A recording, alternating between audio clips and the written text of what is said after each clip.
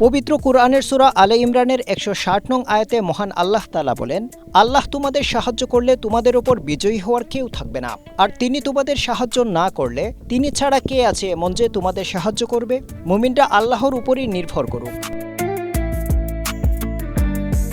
ফিলিস্তিনের গাজায় এবার এমন এক ঘটনা ঘটেছে যা রীতিমতো সবাইকে অবাক করেছে।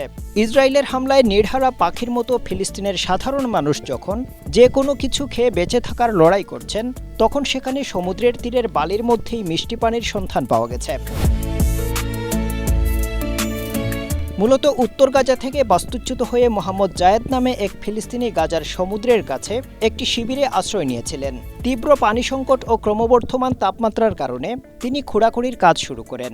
তিনি যখন ৪ মিটার গভীর একটি কূপ খোঁড়ার পরিকল্পনা করেন, তখন চারপাশের মানুষজন প্রথমে সন্দিহান ছিলেন।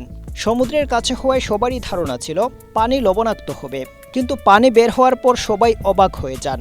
সমুদ্র থেকে মাত্র ১০ মিটার দূরে হওয়ার পরও পানি ছিল মিষ্টি। এই ঘটনা এমন এক সময় ঘটেছে যখন গাজা উপত্যকায় খাবার পানির তীব্র সংকট চলছে। প্রায় ১১ লাখ শিশু নিরাপদ পানি পেতে অসুবিধার সম্মুখীন হচ্ছে। বর্তমানে বিশুদ্ধ এই পানি শিশুরা পান করতে পারছে, পাশাপাশি কাপড় ধোয়া থেকে শুরু করে গোসল সব কাজই করা যাচ্ছে। ভূমধ্যসাগরের নোনা পানির কাছাকাছি এমন সুপেয় পানি পাওয়াকে গাজাবাসী আল্লাহর অলৌকিক দান হিসেবে অভিহিত করেছেন। Afdal Hussain, Asia post.